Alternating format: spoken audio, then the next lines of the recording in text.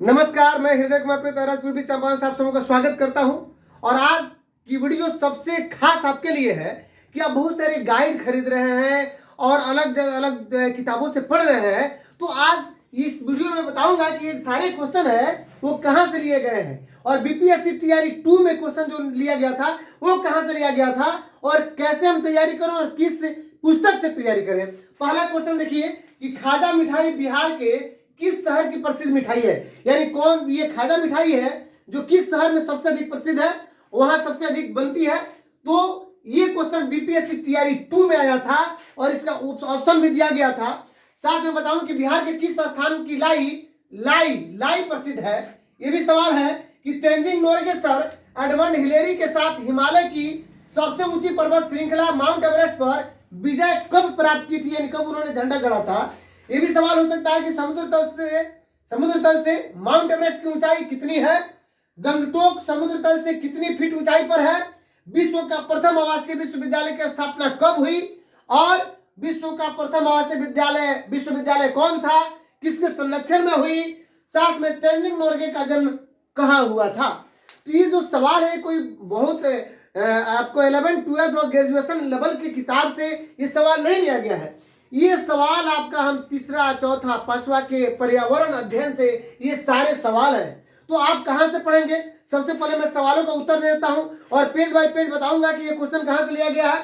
तो चलिए, खाजा मिठाई बिहार के किस शहर की प्रसिद्ध मिठाई है, तो सिलाव। अब सिलाव कहां पे है, तो सिलाव एक ऐसा शहर है जो नालंदा में है। कहां पे है, नालंदा में है। और ये क्वेश्चन आपको कहां से है ये भी बता दे रहा हूं। आप पर्यावरण निकालिएगा, पर्यावरण और हम, ये कक्षा 3 का पर्यावरण और हम है भाग 1 और इसके पेज नंबर 36 निकालिएगा। फर्स्ट पैराग्राफ पे पढ़िएगा कि ईला बोली कुछ जगहों के खाने का कुछ सामान बहुत प्रसिद्ध है, सिलाव का खाजा।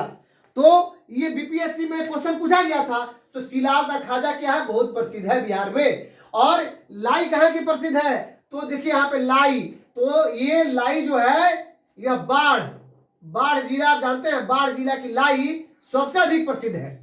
अब आइए बात करते हैं तो हम तैयारी कहां से करें।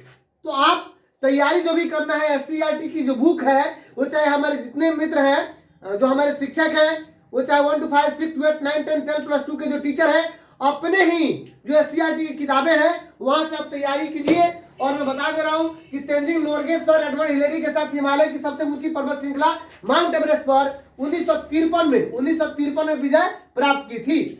अब ये सवाल हो सकता है कि तेंजिंग नोरगे सर का जन्म, यानी तेंजिंग नोरगे का जन्म कहां हुआ था। तो तेंजिंग नोरगे का जन्म देखिए यहाँ क्वेश्चन है, तो तिब्बत में। कहां, तिब्बत में। और ये कहां पे है, ये क्वेश्चन कहां से आया है, तो ये देख लीजिए। ये जो पर्यावरण और हम, ये भाग 3 कक्षा 5 के लिए है और ये पेज नंबर 4 में आप देखिएगा जहां पे बताया गया है कि तेंजिंग नोरगे का जन्म तिब्बत में हुआ था। कहां हुआ था, तिब्बत में। और ये 1953 में, यहाँ पे देखिए सेकंड पैराग्राफ में 1953 में ये गए थे। सवाल ये भी हो सकता है कि समुद्र तल से माउंट एवरेस्ट की ऊंचाई कितनी है, तो 8,848 यहाँ पे मीटर। और ये आंसर आपको इसी किताब में मिल जाती है, यहाँ पे 8,848 मीटर।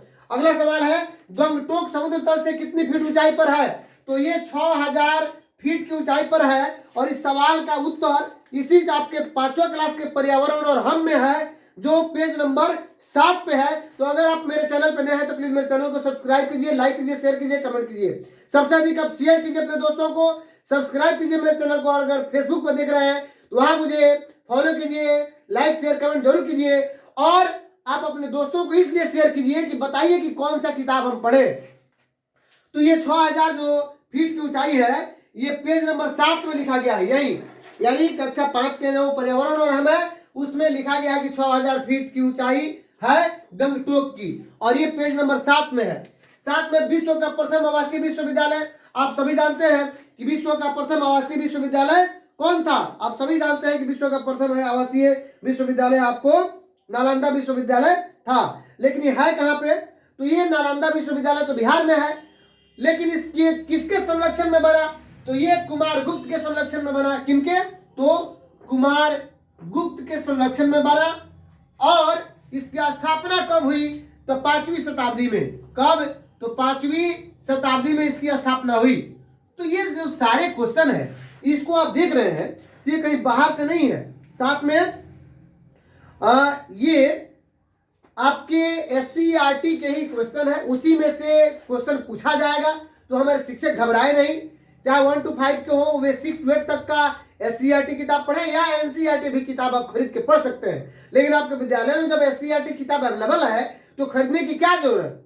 तो इसलिए हमारे जितने शिक्षक बंधु हैं वे तैयारी कहां से करें, तो SCERT की ही किताबों से जो आपके विद्यालय में उसी से करें। बाकी किताब जैसे महेश एंड बंडवाल अगर खरीद लेते हैं तो वो बहुत डीपली दिया गया है, वह पूरे लगभग ऐसा समझिए कि आप कमीशन की परीक्षा की तैयारी करने जा रहे हैं, उसी लेवल की तैयारी का वो आपको क्वेश्चन दिया गया है।